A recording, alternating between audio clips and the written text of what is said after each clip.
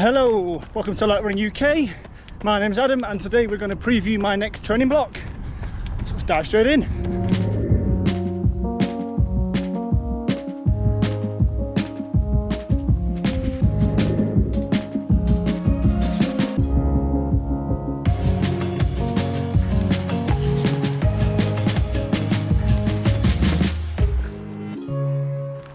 So welcome to the channel.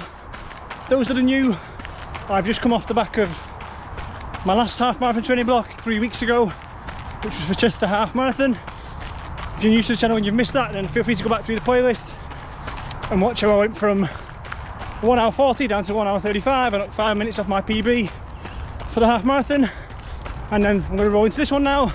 I've had a 2-week recovery, a float week this week, just to get my legs prepared again. And now from next week onwards I'm going to roll into my next half marathon training block, which is what today's vlog is going to preview. I'll go through some stats and facts, the aims and the goals of the programme and the training block, and obviously you can follow along and see if I can improve further still on my half marathon PB. But yeah, just before I get into obviously all my stuff, drop in the comments if you're training for anything right now, if you've got any upcoming races or PB attempts, or if you're just starting out and you've got some goals in mind. Drop in the comments what your targets and goals are for the near future. And again, if you haven't already, feel free to join the LARK Running UK Strava club. So it's just a dead informal Strava running group. Got a bit of a community feel. Obviously I'll support you better on there. I'll be able to see all your runs and workouts, etc. I always follow along with how my viewers and subscribers are doing, support them in their training, etc. So feel free to join that. And again, if you don't follow me on Strava, feel free to do so if you wish to. You'll be able to see all my running through that and follow along with the training block. So yeah, so this next training block, it's my second half marathon training block of 2023.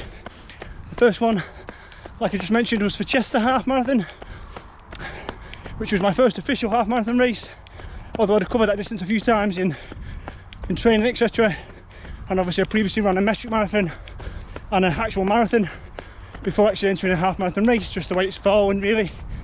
But yes, the second one's going to be my second half marathon of the year, my second goal race of 2023. It's going to be Cheshire Half Marathon, so I think it's more Macclesfield way, nearer, but it's on the screen. It's in September. Hopefully it's a slightly flatter course, which is a bit more PB friendly. We shall see. So anyone that followed along with the last training block, you're aware that obviously it went pretty well throughout, and then I picked up a bit of an injury niggle right at the end, which I had to manage and then kind of race with. I'm almost pretty much there now, back to pretty much full fitness. Through a bit of research and investigation, I think it ended up being kind of a bit of mild lower hamstring tendinitis and maybe a slight strain on my medial collateral ligament, which is the inside ligament of the knee, kind of on the inside of the leg. And I think that was due to a combination of the extra mileage maybe, but I think it's predominantly down to me using older shoes on the last couple of runs.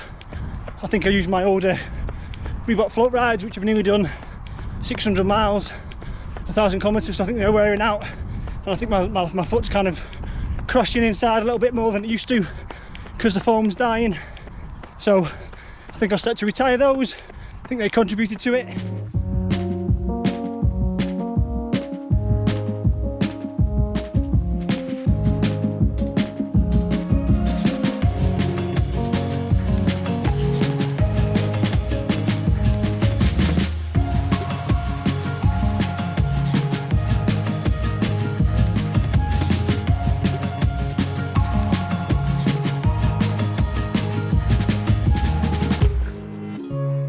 Into this one, obviously off the back of that previous block, so I'm starting in a better place. So it's going to be 11 weeks long with a 2-week taper, which again, with the issues of the last taper, because my mileage dropped so much due to managing the injury, I might reduce that down to a 10-day taper depending on how I feel towards the end. So in terms of the plan and the focus, as usual I'll be doing a variety of runs. I like to vary my training, keep it kind of interesting and nice and varied. But again, the initial stages are now going to be on base building. Going off my core, I lost a bit of base fitness with that injury and reducing my running. It's probably the one area I neglect the most in terms of easy running and base building. So to start with, that's what I'm going to focus on for the first couple of weeks, building that aerobic base back up. Nice easy steezy runs, get the legs used to running again, or the longer mileage anyway. And then as I progress through the training block, I will start to implement some threshold work, some speed work, some tempo and pace work. Yes, obviously conveniently the focus is still on half marathon distance. I've just come off a half marathon block. I'm not jumping from half to a 5 or a 10 or up to a marathon. It's not a big jump. It's a similar training block with a similar focus. So yeah, the focus will be obviously to progress that fitness I've got currently, kind of expand on my Cheshire Half Marathon time and fitness, try and progress that to be even quicker if I can. Obviously I was slightly disappointed on the day to only get 1:35 considering how the training block went, but again that was due to the management of the injury, etc. But again, what my core loss is kind of demonstrating, I've neglected my base a little bit. I think I'm stronger at the shorter distances at the minute. My 5 and 10k PBs I think are in a stronger position than my half marathon and marathon PBs because I'm not as experienced at those distances. So there's going to be an emphasis again on longer runs, long slow runs, more hill work to again strengthen my ability to run up a hill and not have my heart rate spike, etc. Holistically get fitter across the board, hitting all the areas, aerobic, anaerobic, VO2 max, threshold, lactate threshold, etc. I want to try and improve all areas. It will only benefit me as a runner. Obviously management as well of the longer runs. In terms of, again, I'm still fairly inexperienced at running past 10 and 15k. I've not run that distance all that often, so it's about working on that, getting the legs and the body used to running further and further again. So they're kind of overarching aims of the block. So in terms of the layout of the block, obviously it's 11 weeks long. There's going to be probably 4 to 5 runs a week. I'd say 4 solid scheduled training runs. I do have the option, I think on a Thursday, to stick in a bonus easy run if I wanted to. So like I said, 4 to 5 runs per week.